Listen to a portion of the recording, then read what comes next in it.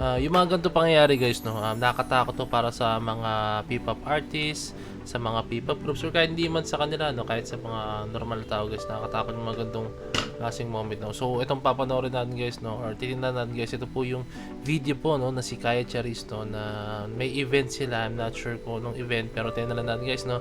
And then meron isang tao na nagpumilit, tapos nagpumiglas na gusto magpa-picture sa kanya. May hawak siya para magpapa-signature sana siya, no. And yun, tiyan natin ito maigi guys, no, kasi medyo nakaka-alarma to guys, no, kung nakatakot at the same time. And for me guys, no, kung mangyari din sa akin to, as in matatakot din po talaga ako, no. So tiyan natin to. Okay, ito po yung video na papanoorin natin guys, no. Okay, ito po, ayan, ito na. Isang bagsakan muna tayo.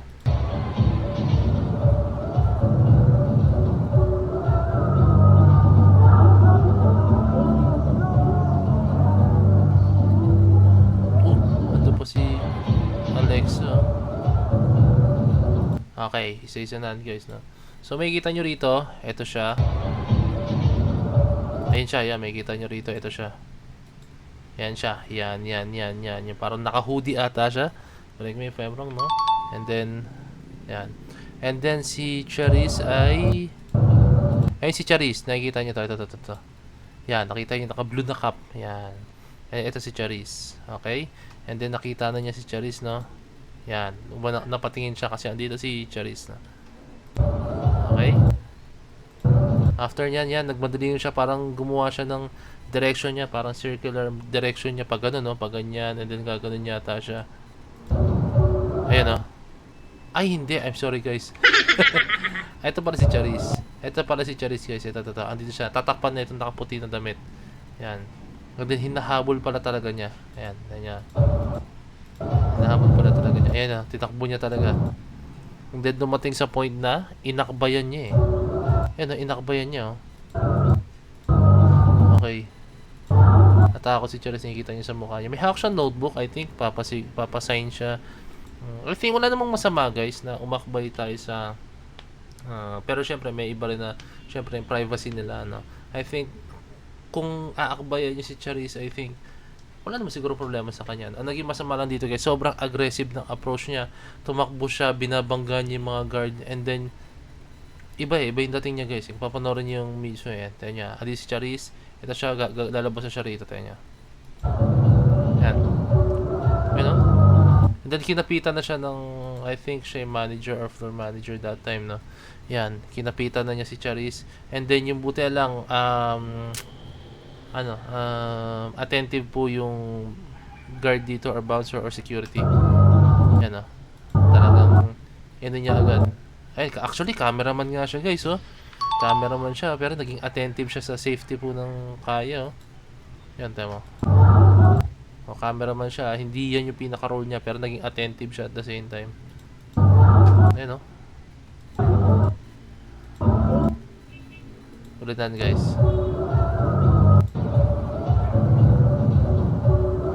So may kita nyo guys yung cameraman. Dito pa lang banda dito, sinusundan na niya talaga yung lalaki. Alam na niya na may something na mangyayari. Ayan, no? Tignan nyo, may kita nyo dito. Ayan. Sinusundan niya talaga. Ayan, no? Alam niya. Syempre, props din po sa cameraman guys, no? Sa videographer, sa photographer, I don't know. Pero yung lens niya, mukha siyang photographer guys, no? Sa lens, itsura ng lens niya sa malayuan, na.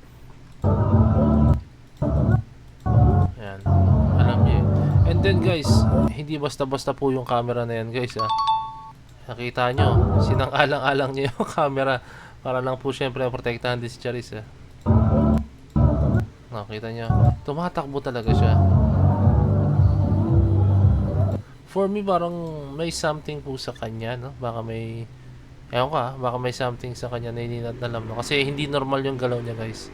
Hindi siya yung normal na galaw ng isang fan na, although sige, okay naman maging obsessed ka, no? Actually hindi pala okay na.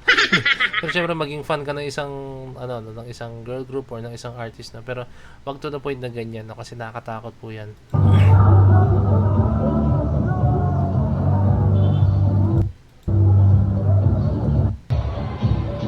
Ano tinakbo niya si Charis?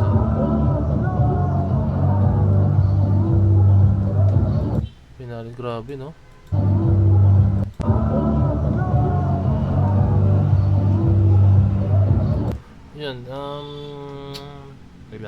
And then yan guys, so makikita mismo sa photo guys, no, talagang napahiga siya, no. And then dumating sa point na may security yan, mga security guards talagang umaksyon na po guys, no. And then ibang level na po kapag ganyan guys, pag yung security guards na mismo yung nag-take action, ibig sabihin yan guys, hindi talaga maganda yung nangyari po, no.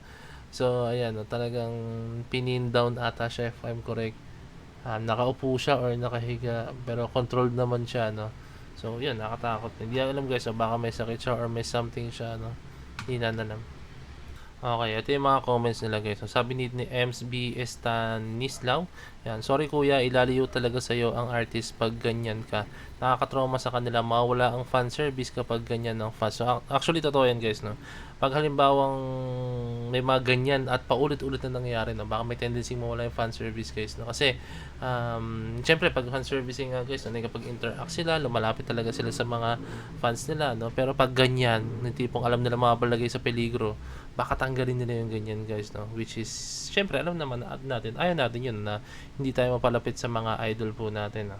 Eto guys, I don't know kung legit po ito, no, pero sabi ni Akay Shuichi, ito yung sinasabi ng iba na nanggugulo sa halos lahat ng events ng mga P-pop groups, no. Basta na lang daw nangahalik, sabi ng iba, no. So kung totoo man yun guys, nakaka-alarma po ito, no, baka dumating sa point na iban po siya, no. Sinabi ko sa inyo, hindi normal yung pag-iisip niya, no? Kung ginagawa man niya na to, nabigla siya nangahalik, hindi yan normal guys na ginagawa ng isang fan po, no. I think yung iba, ang pinaka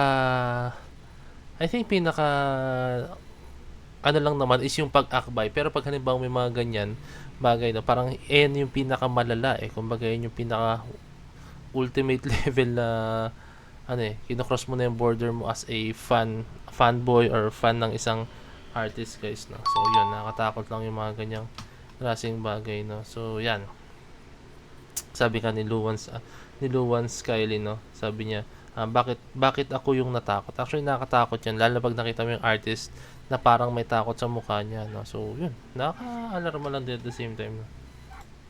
So ayun guys, no, I hope sa mga susunod na event, pag may mga ganyan, no, mas doble ang natin, ang security natin. Although nakita naman natin, na nagampanan naman nila yung kanilang role, no, sa pagbantay sa mga kanilang mga groups, sa kanilang hinahawakan na P-pop group guys, no. And then yun, nakita nyo, di ba yung cameraman, doon ako nabilib sa cameraman guys.